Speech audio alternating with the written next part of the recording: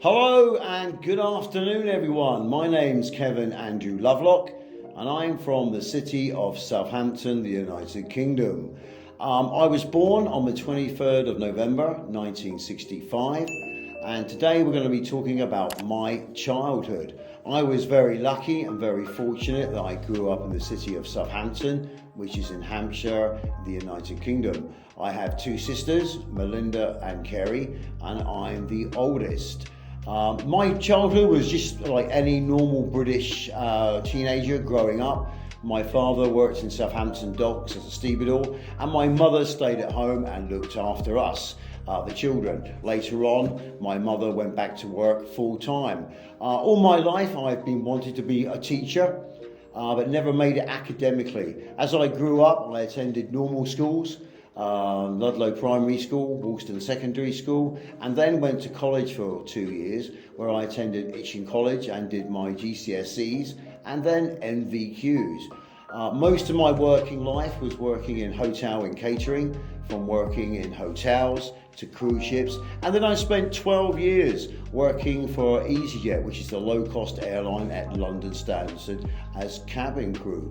Throughout my childhood, like any other teenager, I loved football very much, basketball, as well as playing games and being outdoors.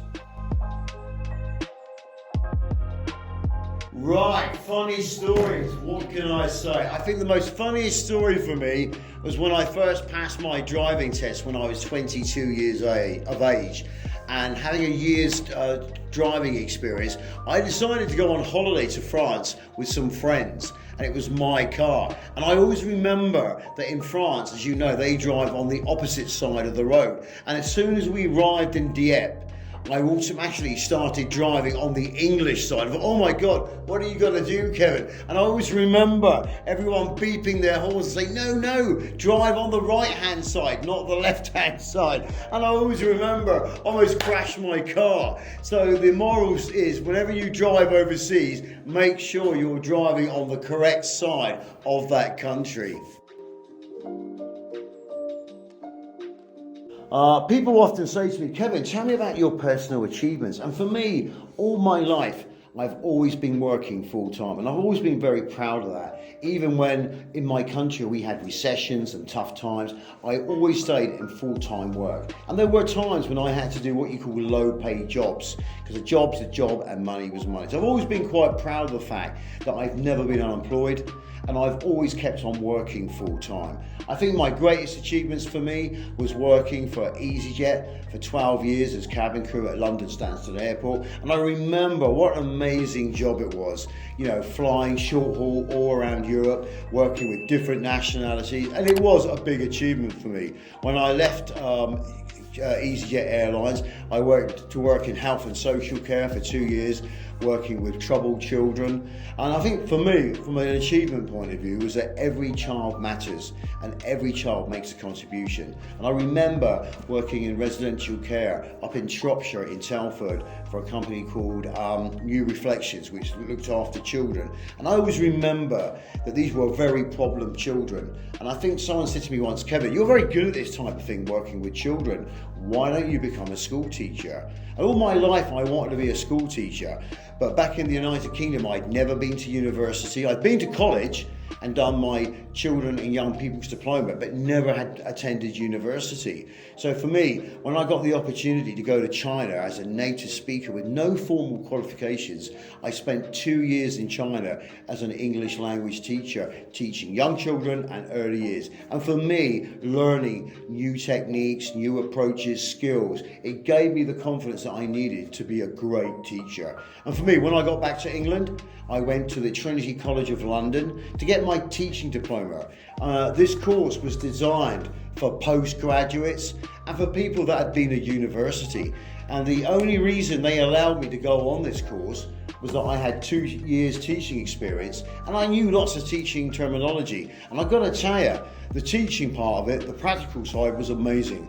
But when it came to doing assignments, the Harvard referencing, boy, this was the first time I'd ever done this academically. And the course took me 7 months to complete.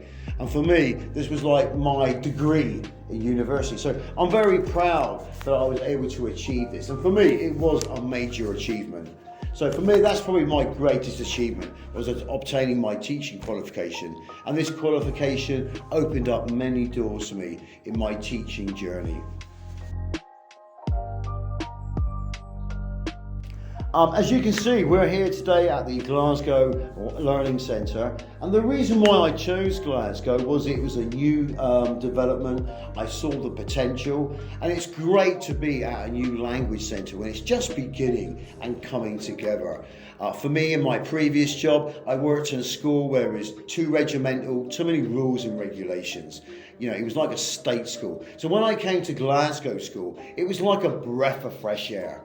You know, you've got the freedom to teach the way that you want to within certain guidelines, obviously. And what I like about here, I like the teaching environment. You know, I work for great bosses that support you and motivate you.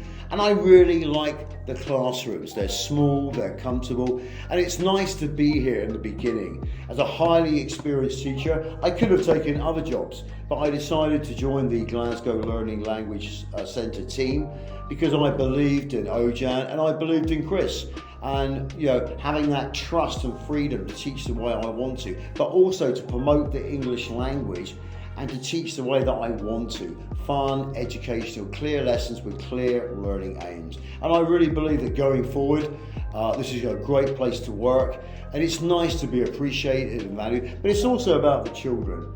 You know, here, it's about making a difference in children's lives, promoting the English language and giving them the confidence and the skills that they need to make English fun, educational, and take them on that exciting journey. And hopefully in years to come, my children will come back to me and say, Kevin, I always remember your lessons. They were always so fun, educational, with clear learning aims, and you made me fall in love with English. So thank you. I think one thing I've learned in life is that you're never too old to do anything. I was very fortunate and lucky. I came into teaching quite late in life. I didn't go into teaching until I was 48 years old. Now that's quite old to become a teacher. I think one thing I've learned in life is it's never too late to do anything. And if you've got a goal or a dream, or you want to change your career, you know, don't let anyone tell you it can't be done, because it can. I've had 10 amazing years teaching. I've got a formal qualification that's opened up many doors for me. And to be honest with you, my plans are the future. It's not to retire. I want to keep teaching as much as I can, keep going, promoting the English language, and also taking all my children on a guided journey of the English language and making sure that every child makes a difference, that we make a difference. For me, perhaps one day I will retire, but I'd like to stay in Kazakhstan. Kazakhstan is an amazing country here. I've got my family and friends. So my plans for the future are to keep going forward, keep teaching with passion to inspire others, and to make sure that every child has the chance and the opportunity to learn English. So thank you everyone for listening. I'd like to say thank you very much. It's been an amazing interview, and parents and children, what are you waiting for? Come to Glasgow School, we're waiting for you, and every child matters to us. Thank you and goodbye.